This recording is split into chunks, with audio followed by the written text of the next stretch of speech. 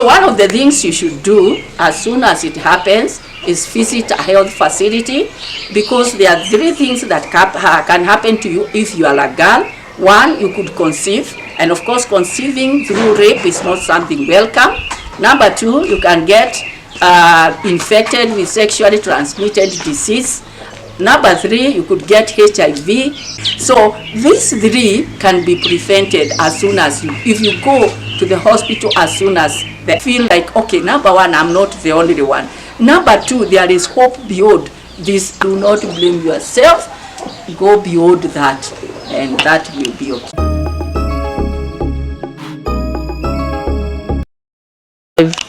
Welcome to another episode of Self-Efficacy with Dr. Sabina Mushemi. We are glad to have you.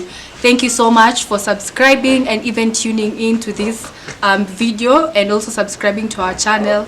We appreciate all of that. Today we are going to be talking about a very sensitive topic, which is sexual abuse. Thank you so much for tuning in, and as usual we have our voice of expert, Dr. Sabina Mushemi, who is going to take us through that. So majority of people really don't know how to define sexual abuse, be it the victims themselves, or even those who are related to victims, or even those who are perpetrators themselves. Today we are going to define sexual abuse. We're going to know what to do if you're a victim of sexual abuse, and even just how some ways to try and prevent sexual abuse. So stay with us. Alright, so we're going to just jump into it by asking, what is sexual abuse? And of course, most of the people argue on what do we, at what point do we say there was consent given, you know, both genders involved. What point do we say there was no consent, informed consent or not informed consent? If you could just go ahead and describe to us what sexual abuse is. Okay, thank you. For me, I will not define sexual abuse maybe in the standard form, but I want to make it simple so that my viewer out there will be able to understand in simple terms what we mean by sexual abuse. And to me, sexual abuse is any act, sexual act, be it in words, sometimes just words, be it in action, and not necessarily or limited to carnal knowledge, and also carnal knowledge without consent, and without consent for the adults, and with or without consent for the minors. What do I want to say? That if you do something that comes down to, if you say something that is, you know, sexual arousing or annoying sexual-wise, maybe using people's bodies, like describing somebody's physique, like in terms of a girl, maybe the breast and the private parts, the vagina and the like, that's still a sexual abuse. When you talk about it, describe her and the like, it's like you are undressing her and the like, without her consent, if she's an adult. And if she's a minor, it's bad enough whether she has consent or not. Touching her at those parts is still bad. For a boy or a young man, same case. That is for the buttocks for the boys because of sodomy, and also for the other front private part, and all that, whether you're describing it or you are touching it and all that. And finally, having now carnal knowledge without the consent of the person. So when we talk of sexual abuse, it actually goes beyond the carnal knowledge. It can involve the words, like in the past, before there was sanity in matatu industry, you'd hear some touts talking badly and actually addressing themselves to young girls and the like, which would end up being really sexual abuse in terms of words. Yeah? Then others now, they want to sit next to you and actually touch you inappropriately, and that still is sexual abuse. And finally, some will simply rape or sodomize people. So that is what I would call sexual abuse, as it were. Yes. Awesome. You know, I love how you're putting both boys and girls, And what that just brings out is the aspect of it happens both ways, both genders. There's a misconception that sexual abuse only happens to women, and when people talk about sexual abuse, they only mean women getting raped or whatnot. So it goes both genders. Male people can be sexually abused, female people can equally be sexually abused. But even in this definition, I would love us to go a little bit deeper into what consent really is when you're talking about sexual abuse. At what point do we say that this person consented or not? What would you define consent as, basically? When we talk of consent, we add another term there, and the term is informed consent. What I mean is, for you to give consent or to consent to something, you must be of sound mind so that you understand what agreeing to whatever act involves.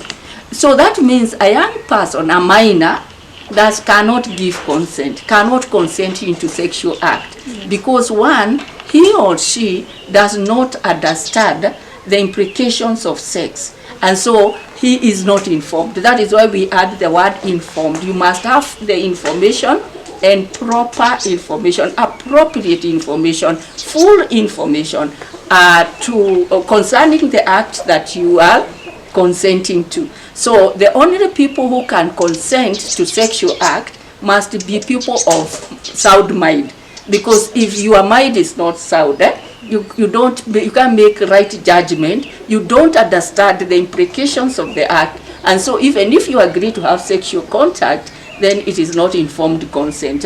So the person must be an adult who understands the what it involves, and so when they agree to have, there's a mutual agreement. That is where and when we talk of informed consent, not any other time.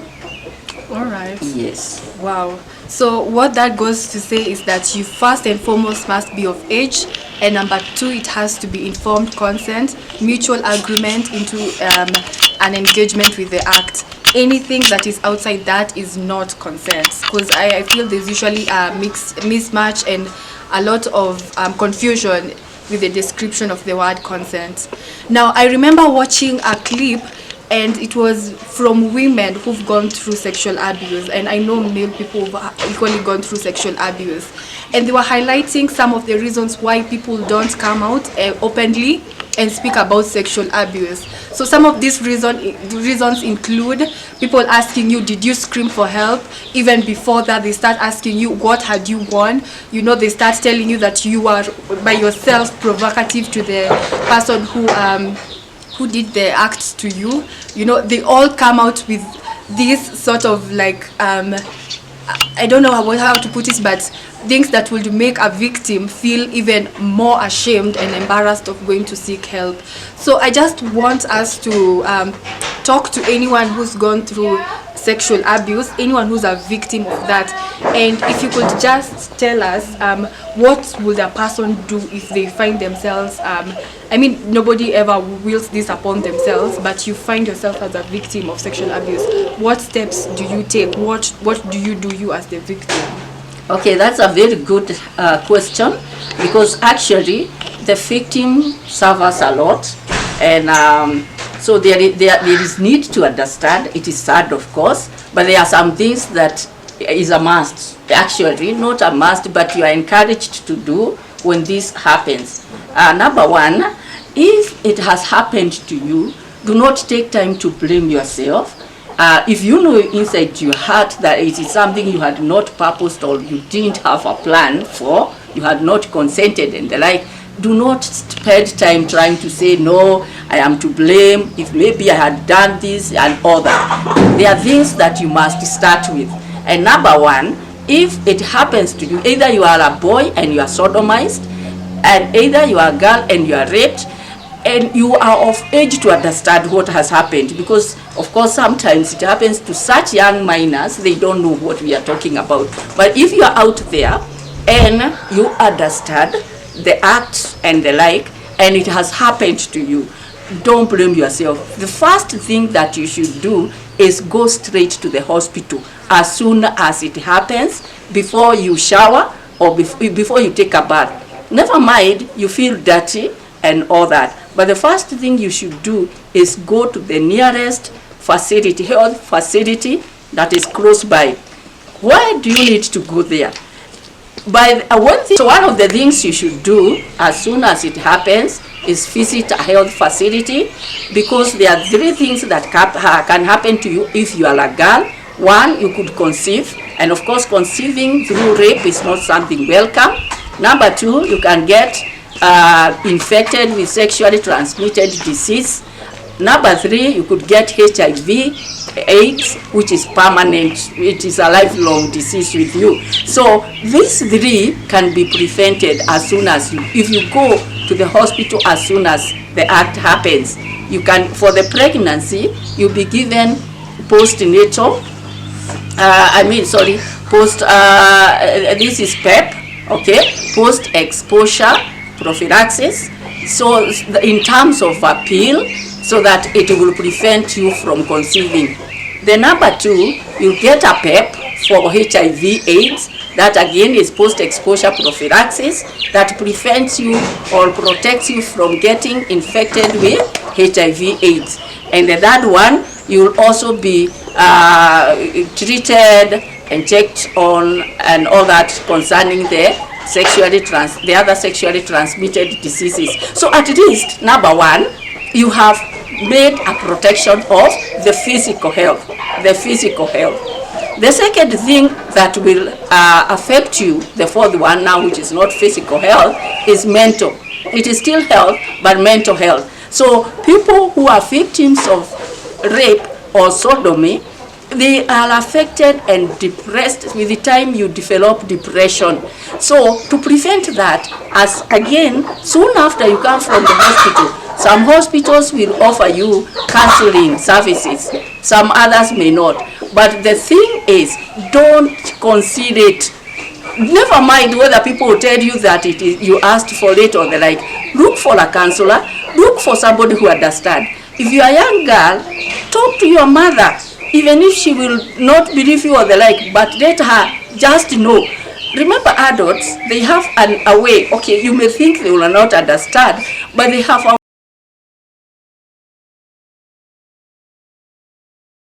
issues in the past they may not have shared with you. So you imagine they have no idea, they don't know how to respond. But you'll be surprised when you tell your mother, she will have a way of getting to your heart. Because number 1, if your mother believes in you, that's already a start, a journey, the start of a journey to healing, that at least somebody believes that I was not to blame. You know, that kind of thing. So talk to your parent. If you cannot talk to your parent, look for some other trusted person or guardian. Look for some other trusted counselor. If you are a mature person who can afford to pay for counseling services, go to a counselor, an expert or a professional counselor, and do not keep quiet. What can happen is you can get depressed. But also, another thing that happens is that if you are raped by a person whom is known to you, and that is more common than not, this person is known to you, they will always threaten.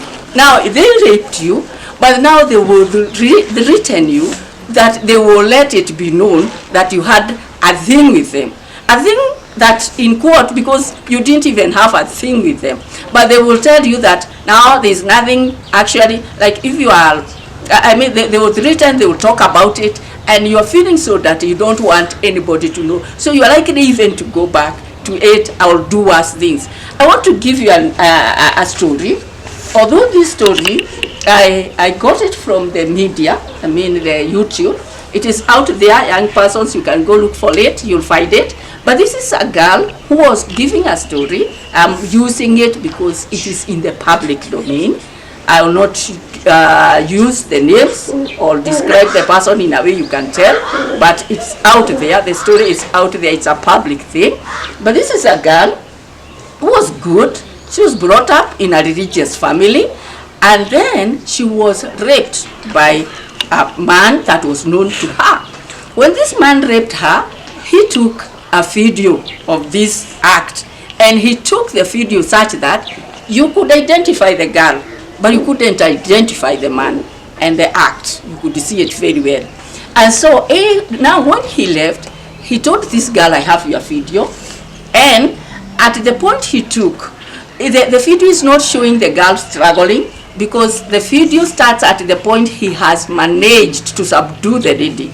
The girl is subdued and she is pressed, the hand is on her throat, and she's threatened, just say anything, and you know all that. So she is struggling, she is not able to talk, but you know the video doesn't show that.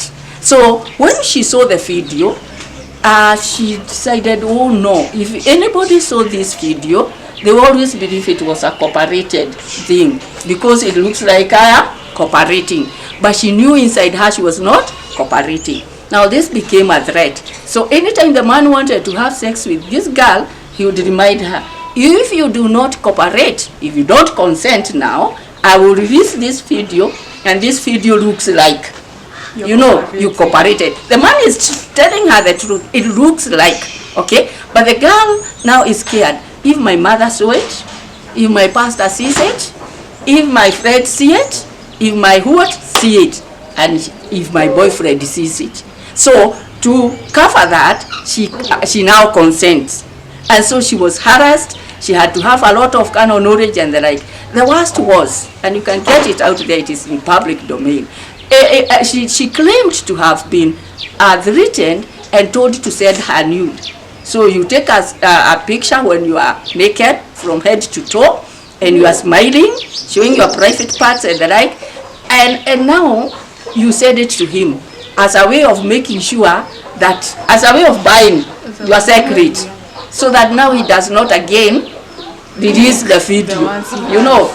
And so now when you said, and she sent many, and now the man got even better and more, and would now threaten her, if you don't do what I want, I'll release the video, I'll release your nudes, and you are smiling, and you have sent many, so nobody can believe you if you said that you are forced. So with that, the girl was depressed, and actually, were it not that later on, somehow God helped her and led somebody to try and investigate what she had gone through, I think she would even have taken her life. It was bad, it was that bad, and nobody could believe. Now the worst came, and this man, you know, released or leaked the videos and the like. Now that one aside, this is what I am saying. If this girl had only screamed, not screaming during the act, that's not what we are saying, because people tell you should have screamed. We are talking about it. Scream it out, talk about it, even after, even if they want to blame you that you are the one to blame and the like, it will stop. Had she, confessed it, had she talked to somebody, this man would not have had a reason to threaten her, because he would say, I'm going to release this video of you cooperating, and then the girl would be bold enough, release it. I've already said it. They already know there is nothing new and the like. So always talk about it. And many of the victims actually try to take their lives. And yet, I want you to know out there, maybe you are a victim, but I want you to know there are so many victims who have healed and they are doing well. But every time you are a victim, you think you are the only one that has gone through that. You think you are the only boy or man to have been sodomized. You think you are the only girl to have been raped. So it eats you in silence. There is nobody as dirty as I am. But I want you to know there are so many people who have healed. How did they heal? They only had to talk it out. When you start talking, you realize there are so many people who have similar problems, and you understand and feel like, okay, number one, I'm not the only one. Number two, there is hope beyond this act. And when you talk, and did you know, if you are raped and you are a girl, and you decide boldly even to talk about that to your boyfriend, you'll be surprised he can even support you. But don't start with that. Start with healing first, with your counselors and the like. Then talk about it to the boyfriend. Let him get it from you. If it is something that can be leaked and the like, and you'll be surprised he can support you, give you support and the like. There are also so many organizations out there that support the victims, so do not die in silence, and do not let the perpetrator to actually take advantage that you wanted to be to remain in silence. Remember when we were growing up, our mothers would tell us always, they would remind us every morning that if anybody does something close to this, just say it, do not conceal it, don't hide it, and there is no shame in saying. And that is what I want to tell you. I don't know whether your mothers have told you that, but I'm telling you today, there is no shame in saying these things, because you are not the first one to go through them, and you will not be the last, and they happen to people. So open up. By opening up, you get healed, and will be well with you, as it were. So that is what I would tell the victims. And don't blame yourself. Don't start saying it is me who wore a small skirt. Oh no, for me as a boy I walked confidently and thinking that and all that. Don't blame yourself. Do not blame yourself. Go beyond that, and that will be okay with you. Alright, so the message is, do not blame yourself and do not remain silent. Regardless of what circumstance it was under which you are sexually abused, whether you are male, whether you are female, do not remain silent, and you are not alone. We are rooting for you to heal. Alright, so thank you so much for tuning in into this video, and we appreciate all your support. Thank you.